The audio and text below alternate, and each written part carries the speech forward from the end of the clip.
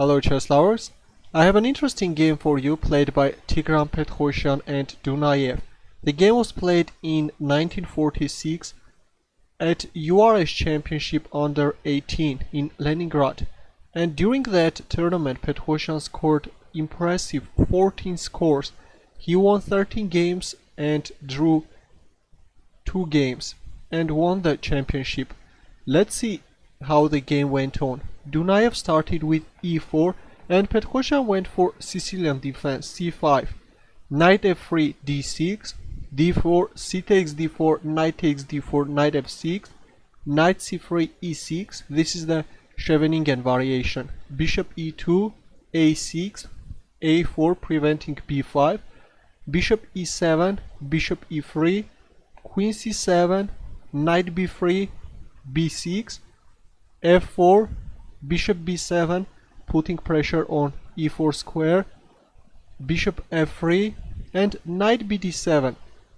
Taking under consideration that white has already played a4 move, it would have been better to play knight c6, eyeing on this b4 square which is already weakened, but instead we see knight bd7, castling, rook c8 and a dubious move by white g4. White is starting an immediate attack, but the thing is that black hasn't castled yet and this pawn storm can weaken white's kingside. Knight c5, knight takes c5, b takes c5, g5, knight d7, a5, taking under the control this b6 square and giving no chance black knight for further advancement. And here black came up with an interesting idea.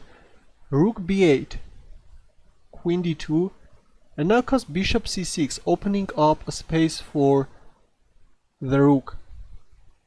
And a bad move by white, knight a4. And after rook b4 fork, white is facing a lot of problems. This knight on a4 is hanging and the pawn on e4 is hanging as well. White played b3.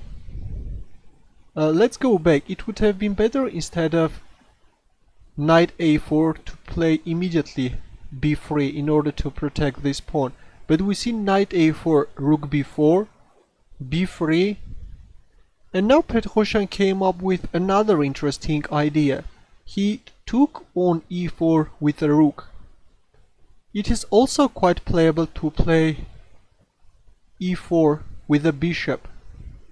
If bishop takes e4, then simply rook takes e4 and black is doing great. Just an extra pawn. Or if, for example, c3, then bishop takes f3, c takes b4, and now bishop b7 with a further idea of playing queen c6 and using this weakened diagonal. But let's go back. Instead Petrosian took on e4 with a rook. c4, h6, trying to open up this h file as well. g6, f5, knight c3, and now comes the other knight. This g5 pawn is already not controlling the f6 square, and black is bringing into the game this black knight. Bishop takes e4 and f takes e4, and it turns out that black has a very strong central pawns which can cause a lot of problems. Rook a d1 and d5, just no way to stop these pawns. c takes d5, e takes d5, f5.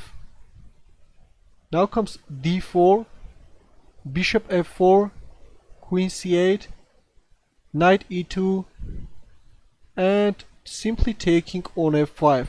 White is starting to lose its pawns one after another. Now comes queen takes g6, knight f4, queen f7, queen c2, g5, knight e2.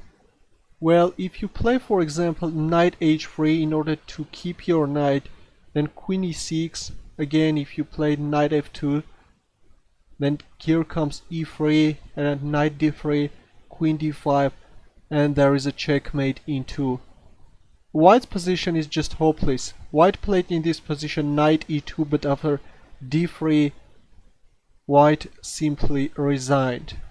An interesting game by Tigran Petrosian, especially this rook maneuver and the rook sacrifice on e4. Look at this rook standing on e4. Somehow it looks very unnatural, but this is just a very impressive game. Your comments and questions, please. Good luck.